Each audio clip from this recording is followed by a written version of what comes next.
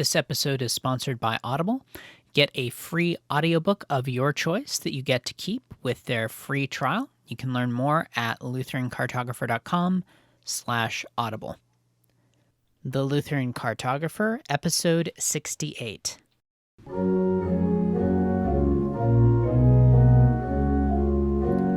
Welcome to the Lutheran Cartographer, the podcast where we explore what it's like to be Lutheran in different places. I'm your host, Nicholas Weber. Today we are going to Arlington, Texas, to talk to Pastor Weslie Odom. He is the pastor of Beautiful Savior Lutheran Church. Pastor Odom, welcome to the show. Yeah, thanks for having me. Help orient us geographically. Texas is a big place. Where exactly is Arlington? Arlington is in north central Texas, part of the DFW Metroplex. That's the Dallas-Fort Worth Metroplex. Dallas is on the east side of the Metroplex, and Fort Worth is on the west side, and Arlington is kind of right there in the middle, a little bit south of the two. We're about an hour and a half south of the Oklahoma border and about 3 hours west of Shreveport, Louisiana. So they're on the Louisiana border. Okay, gotcha. Tell us a little bit about yourself. How did you end up in Arlington? Yeah, through many and various ways. I grew up in Selma, Alabama, famous for its place and the history of the civil rights movement. Went to high school and grew up there. My family's still there. I went to college in Savannah, Georgia. So lived in Savannah, Georgia for 4 years, a really unique and beautiful place. And after college, I moved to Austin, Texas, and I lived in Austin for 4 years. I have family and friends there that I've known for a while. So my plan was to move to Austin and sort of get my feet under me before setting out on the rest of my life. And in Austin is where I was introduced to the Lutheran Church and went through adult confirmation in Austin while I was kind of traveling around the world and the country for my work. And shortly thereafter had a desire to go to seminary. So I moved up to Fort Wayne and lived in Fort Wayne for my 3 years of in-class seminary education, and I lived just north of Pittsburgh for a year on vicarage in Butler, Pennsylvania. And then in 2012, on call night, I received a call to serve the saints at Grace Lutheran Church in Burke Burnett, Texas, which is about 2.5 hours west of where I am now, northwest, I should say, right on the Red River, so right on the Oklahoma border, and served the saints there for 5 years, and in 2017 received and accepted the call here to Beautiful Savior in Arlington. All right, so you've had a wide range of experience. One of the interesting things that we interviewed Pastor Murray last year in Houston, and one of the things he mentioned is that that he thought that Texas is distinct from the Southeast, coming from Alabama and then Georgia. Would you say that's correct, or how would you begin to draw out that difference? Yes, it could not be more correct. It's interesting because I consider myself a son of the South. I'm proud of my Alabama heritage. And I often hear people who are not from the Southeast and less frequently, but still sometimes Texans refer to Texas as the South. And it just is not. I mean, Texas is its own thing. It's Texas, and that's fine. I mean, that's enough. You can be your own thing. Interestingly, in response to Pastor Murray, I would say that the Texas cities that I've been to, which is a lot, Houston to me feels the most like a kind of southern town. I mean, it's right there. You know, it's very far south, fairly close to the border. But Texas, it's a great place, and we love living here. But Texans are just their own creatures. You know, they've got their own mentality, and they're very proud. I'm sure you've met some Texans in your past. Very proud to tell you they are from Texas. Um, but it's just not. You can't go everywhere in Texas and get sweet tea, which tells me that it's not really the Southeast. Right? You can go some places and get sweet tea, but when I'm in Louisiana, Mississippi, Alabama, Georgia, part of Florida is kind of its own weird thing too, though. Parts of Florida, the Carolinas, and Tennessee and Kentucky, Arkansas. I don't have to ask if they have sweet tea. I know they have sweet tea. I just order tea, and they ask, "Are you weird? Would you like it unsweet?" No, of course not. I want sweet tea. All right. So beyond the sweet tea, what are some ways that you can tell, like, oh, this is Texas and not, Louisiana, Mississippi, Alabama, Georgia? Yeah, Texas. I mean, I was kind of joking, of course, but it is true that Texans do have a real strong sense of pride of being from Texas, which I think has kind of disappeared in a lot of states. We more, I think, easily refer to ourselves as Americans, which is, that's true, right? But um, in the past, I mean, your first allegiance would have been to your home state, Alabama or Texas. And in Texas, I can't really think off the top of my head of another place that is in the United States so proud of their Texas heritage. The cowboy culture here is much stronger than the two southern states that I've lived in, Alabama and Georgia. It's a lot more open here, just geographically where we are in Texas. So, we years ago, my cousin and I drove from Austin to the Grand Canyon, or to Breckenridge, I should say, to Colorado, and you could see the mountains for like 3 days away. So that's quite different as well. But just that kind of Texas ethos is quite strong here, and can be a little annoying sometimes, but also is endearing as well. Yeah.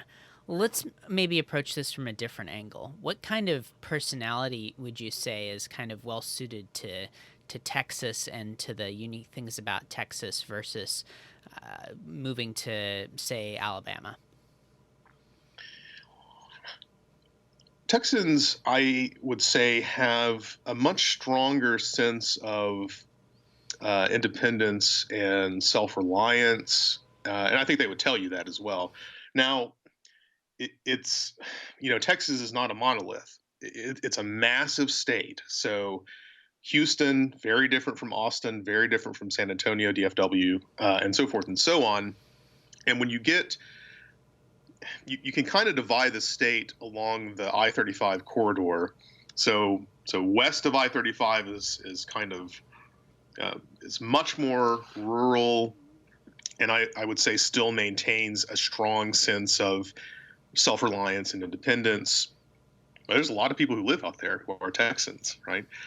And in Alabama, for example, I would say that just from my perspective, the family ties are, well, the communities are closer just in distance, right? So just closer in that sense. And there's more of an emphasis, I would say, on the community in where I'm from in Alabama. Right. Gotcha. Mm-hmm. Let's go on and talk about what you think are some of the best things about the Arlington area. Well, it's very things are very convenient here. So, for example, when we lived in Burke Burnett, to get to the hardware store for something specific, you had to drive half an hour.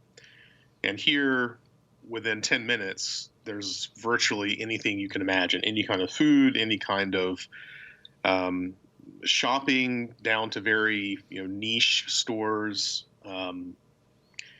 The airport is very close, which is nice for us. In particular, my wife's family is all overseas, so when they come here to visit us or we go there to visit them, it's very nice to just drive 30 minutes to one of the largest airports in the country and pick them up and bring them back to our house. The people here are generally kind and helpful and generous with their means, generous with their time as well, which is, the South, I think, has its own kind of reputation for slowness and such like that, and that's certainly that is true here for Texans as well, even in a more urban setting like Arlington. Let's talk about the flip side. What are some of the challenges about being there? Yeah, there's three that come to mind. The first is the distance to everything. So it's you don't really you don't measure distance from point A to point B when you're giving directions or something like that in miles. I mean, the distance is in miles, of course, but you give directions based on hours of driving, right? So it's 2 hours to there, it's 4 hours to there, and you can drive. I think that there's a 15 or 16 hour trek in Texas. You're just in the state borders. It's massive land distance. But even here in the metroplex, from work to my home, it takes me 25 or 30 minutes. And in Burke Burnett, it was two turns, and I was there. So distance is one. I would say the weather is another one. In the summertime, it is incredibly hot and will not rain for weeks sometimes. Uh, and it's very different. I mean, I've lived in Fort Wayne and Pennsylvania. In the wintertime, it gets unbearably cold up there, but you can, to a certain degree, put on more clothes and go outside. But in the summertime, you can only take off so many clothes, before you get arrested. And even then, you're just baking running outside. So in the summertime, our kids, I mean, we've lived here for a number of years, but after about 11 o'clock or so in the morning, it's just so hot that they basically can't be outside. You're just dripping. You drink a lot of water, but you're still dripping with sweat, and the sun is baking you. So the weather can be really challenging in the summer, and the summer lasts 6 months basically here. So those are two of the biggest challenges. Traffic kind of stinks here in Arlington. You have to get used to using Google Maps and checking traffic patterns so you'll know where to go. Even if you're just going to the store, I've just gotten in the habit of checking Google Maps because there could be a wreck at any time, and you might say, "Oh dear, I'll be home. I'm leaving the church, and I'll be home in 20 minutes," and then you're suddenly behind a wreck on the interstate, and you're home, an hour late. So that can be quite frustrating at times. Certainly. Help us reconcile the two things that you said. Earlier, you were talking about how there's so many amenities within 10 minutes, but then you also talked about these huge distances. Help us work that out. Is it just that there are so many things in other cities in Texas that you need to be doing, and so that's where that comes into play? Yeah, so the sort of everyday things that you might need to purchase or restaurants that you might want to go eat at, those can be had within 10 or 15 minutes. But if you want to go visit a friend's house, which is kind of a challenge of this area, we have members of our church who drive 45 minutes, an hour away. We have friends who are up in Plano, which is in the DFW Metroplex, but from our house takes an hour and 15 minutes. So it's a kind of frustrating sometimes because you feel close to people, you see them somewhat regularly, but if you want to see them more regularly, you got to drive. You just got to get in your car and drive, right? I see. Okay, that makes sense. What's it like being Lutheran there? Is Texas part of the Bible Belt? Is there a lot of American Christianity around you? Do people know what a Lutheran is? What's it like to be Lutheran there? Yeah, that's a really good question. Texas is a large state, and the Texas district is a large district, geographically large, but also in number of Lutherans. But because it's such a big geographic area, the Lutherans are very spread out. So, for example, the circuit that I am in, um, the two churches which are furthest apart from each other are that's probably about 90 miles, which is weird, right? Because I'm in this metroplex area, but where Arlington is and where our church is, I should say, especially, it's on the south end of Arlington, really barely in Arlington, and 5-10 miles south of us, you really start to get into the country. And so the Lutheran churches began to be more spread out. So there you have the distance thing again, um, which can be a challenge. I would say it is part of the Bible Belt. I don't know if it is sort of traditionally, but it is kind of like being in Alabama. There's a church on every corner. As a matter of fact, the street that our church is on, there are probably 10 churches within 3 miles of a wide variety of, charismatic, Anglican, Lutheran. There's a Catholic church very close to here, a large Roman Catholic church. So you have the whole spectrum of Christian denominations. There's a large Seventh Day Adventists population here in Central Texas as well. Because it's a big city, there's any number of other false religions from around the world. As a matter of fact, when we moved here and rented our house while we were looking for a place to purchase, a very unassuming, generic suburban neighborhood 2 blocks away was a massive Buddhist temple with a huge golden Buddha sitting outside. Just kind of shocking because it was so unexpected in the kind of generic suburban neighborhood we lived in. But in the midst of all of that, I would say that Lutherans who are Lutherans and know their scriptures and know their confessions, know what Lutheran worship is, because they are a minority, they are Lutheran, very convinced, and know their stuff. They do not want to be tossed about by the changing winds of doctrine, and that community is quite close knit. So we do interact with each other even despite the distance. So from Arlington up to Dallas, to Plano, even way up to McKinney and Frisco, north of Dallas, way over to Fort Worth, and north of Fort Worth, way up in Keller. The members of those congregations, like-minded Lutheran congregations, we do try to interact with each other as much as we can. There's a real concerted effort for us to get together to strengthen our bonds with each other, grow in our faith together, and try also to provide that sort of a community for the coming generations as well. That's really good. What else would you say people should be aware of if they're looking at the Christian ethos in Texas? Is it becoming, like many places in the United States, more secularized? Is it still have that sort of stereotypical Southern Christianity to it? It's a real mixed bag. That's a really good question, because I think that the perception is that it is solidly conservative, kind of however you want to define the term. And obviously there are massive conservative, theologically conservative, socially conservative congregations in the area, but there are also lots of.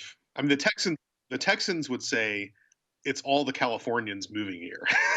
Of Maybe course. it is, maybe it is, but it doesn't seem as if the Californians had a very difficult time, if that is true, convincing the Texans to move their way, right?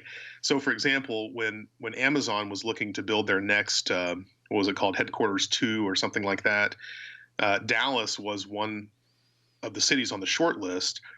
And when Dallas was trying to sell itself to Amazon, a well-known uh, uh, homosexual pastor of a church which accepts homosexuality as compatible with the Christian faith was presented to the representatives of Amazon as proof that Texas is not as backwards as you think it is. And here is a great example of that. Yeah. So and it is interesting though because Dallas is very different from Fort Worth. They're only about 45 minutes apart from each other, but Dallas is very fast paced, move, move, move, move, move. Fort Worth is still, they still have the cattle yards down there. It's a much slower pace in Fort Worth than Dallas, but it is changing for sure. It definitely is. Yeah, that's really interesting. Let's take a moment for a word from our sponsor. Folks, if you like podcasts, you will enjoy Audible. It's a service that gives you an audiobook to listen to each month of your choice from a large library. And they want to get you started with a free trial offer that includes an audiobook that you get to keep. So go to lutherancartographer.com/audible to get your free audiobook and start your free trial today. If you're not sure what book to check out, I recommend taking a look at Pastor Jonathan Fisk's Broken: 7 Christian Rules That Every Christian Should Break as Often as Possible. This was recently released on Audible. I'm very excited about it. In the book, Pastor Fisk goes through the classic pitfalls of moralism, mysticism, and rationalism, as well as several others. Check it out at lutherancartographer.com/audible. Let's get back to our guest. Let's go on and talk about what it's like to raise a family there. Well, I mean, there are a lot of opportunities here, as I mentioned, with shopping and things like that, but also with kids. There's 1,000 museums around here, children's museums, which are very affordable. Our home is in West Arlington, basically in Fort Worth. The Fort Worth Zoo is considered to be the top or maybe the number 2 zoo in the whole country, and it's very affordable to go to. There's a number of green spaces and parks that are new that the city of Arlington has made a real effort to build and to maintain. We homeschool our children, and there's a lot of opportunities for homeschoolers here that were not really available to us in Burke Burnett, the smaller town we were in. So there's homeschool PE at the YMCA facilities, which is a new thing for us, or has been. Homeschool choirs, if you are interested in athletics, there's all that as well. The homeschool community is really strong here, which has been great for our kids. The challenges, I would say, though, is we tried to find a place to buy here with a little bit of land for the kids to run around. My wife and I both grew up in small towns, and that's where everyone wants to live. So it was very expensive. So we ended up living, in a suburban neighborhood, which has its benefits. We have very good neighbors, but it is also kind of sad for us to see our kids running around in a little green postage stamp in the backyard and riding their bikes back and forth on a half block. So that can be a frustration sometimes. But if you get in the car within 15 or 20 minutes, you can be somewhere that's really enjoyable and well maintained for the kids to play. Nice. You mentioned homeschooling. That's fantastic. What other educational options are there in the area? Is there a Lutheran school? Yeah, there are quite a few Lutheran schools in the area, but not unfortunately where we are in Arlington. There's a preschool at St. John's Lutheran Church down in Mansfield, and I think one here at Holy Cross in Arlington, which is in our circuit. But you really got to go over to Fort Worth or Dallas to get a Lutheran grade school and high school. There are two excellent classical Lutheran schools, one in Plano at Faith Lutheran Church, and another one at Messiah Lutheran Church up in Keller, just north of Fort Worth. Another good school at Our Redeemer in Dallas as well. So there are a lot of educational opportunities. Unfortunately, just not where we are in Arlington, because we're kind of far south in Arlington. So again, you just got to drive. Okay, that makes sense. All right, so now let's talk about what are some of the things to do, places to see. If you had a friend coming into town, what would you recommend they check out? Yeah, Arlington is kind of the sort of entertainment hub of the DFW area. So they might be called the Dallas Cowboys, but the stadium is in Arlington. AT&T Stadium is 20 minutes from our house, and literally across a tiny road from AT&T Stadium is the brand new Texas Rangers Stadium. That's in Arlington as well. Six Flags Over Texas is basically across the street from the stadiums. So there's all of those kinds of big entertainment things are right here in Arlington. If you're a hockey fan, the Stars play not very far away from where our church is located. You can be there in 30 minutes to watch a game. The Mavericks as well. So that's a really different thing for us, my wife and I, to live in a city that is a pro sports city, to have access to all of that as well. Arlington also has, I think it's maybe number 10 on the list in the country of Vietnamese Americans per capita. So there's a lot of really good Vietnamese restaurants that you wouldn't think about that, but they're everywhere and they're excellent. Um, um, there's also I could talk about food here for an hour, but obviously we're in Texas, so there's great places to get brisket. Really, kind of anywhere you want to go. There's great real tacos.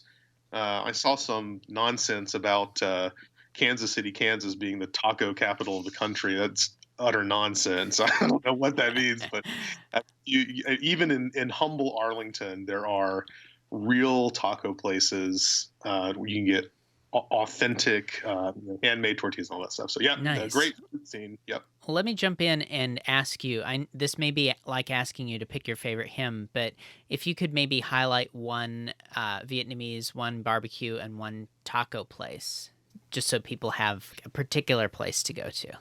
Oh man, that's good. The taco place. Well, maybe two taco places. Yeah, Sure. so it is like asking for him.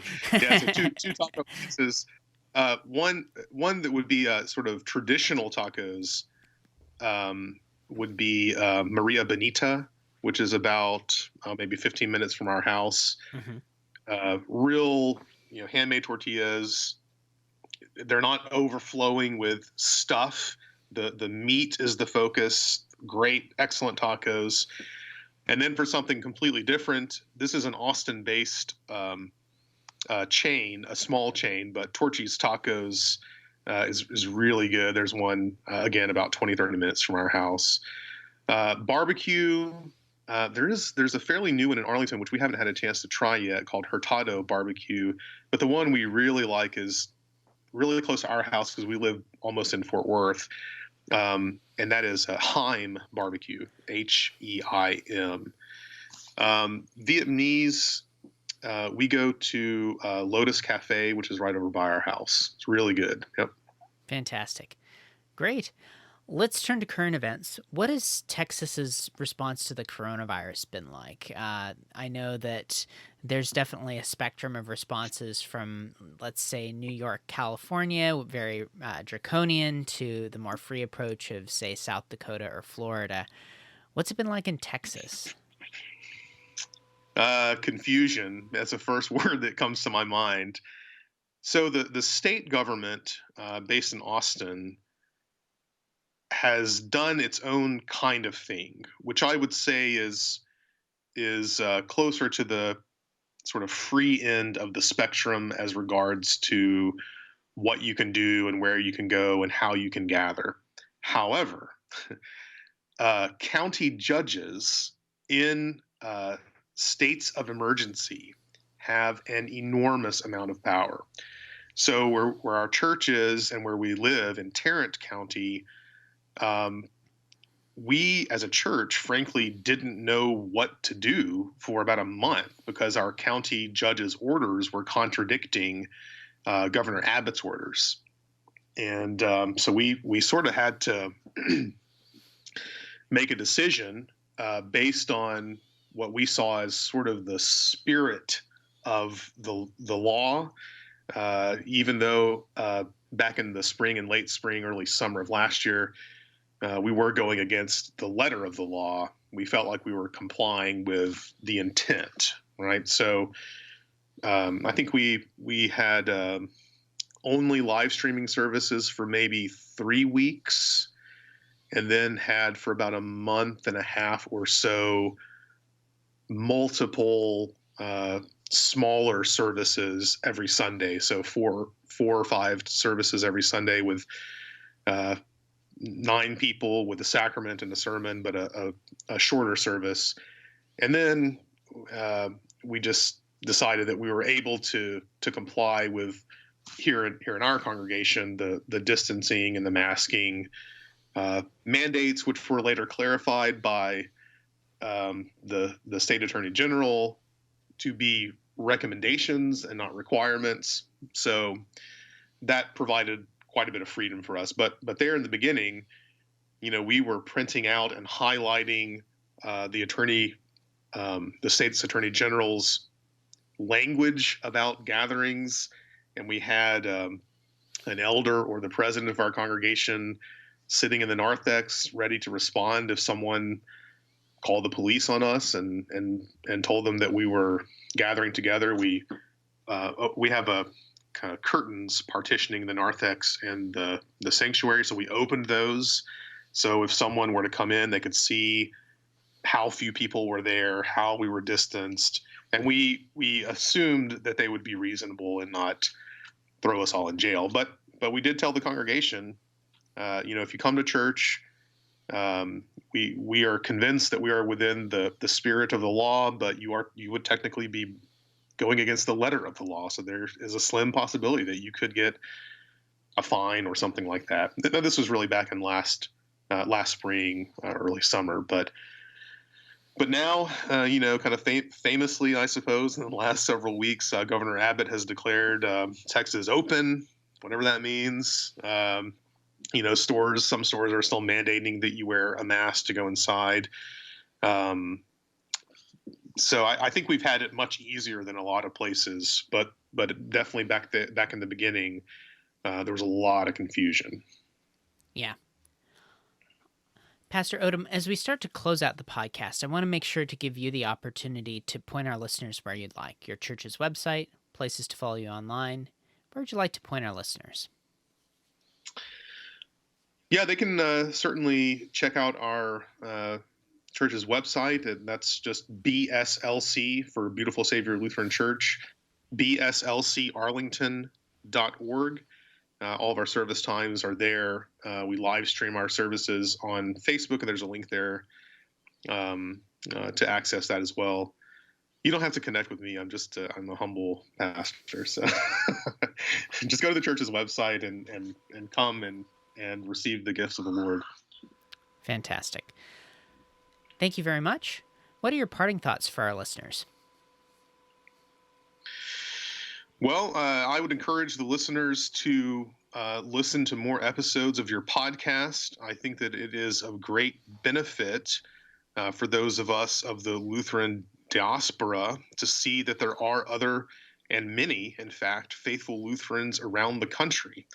It is an encouragement for me, and my wife has listened to some of the podcasts as well, to hear these. It can feel kind of isolated being a Lutheran, really wherever you are, I think, in the U.S., because there are significant divisions within our own church body. So it's very encouraging in that sense. And it also provides, I think, a little helpful map for the laity when they go on vacation. They can go through the Lutheran cartographer's archive and find if there's been an interview with the pastor in the city that they're going to for vacation, and join the saints wherever they are there. Thank you very much. God's peace. To you as well. Thanks for listening to the Lutheran Cartographer. For more about the things that we talked about today, including links to all the cool things that Pastor Odom talked about, check out the show notes page. That'll be at lutherancartographer.com/68. I encourage you to check out that Audible offer to get that free audiobook of your choice with their free trial offer.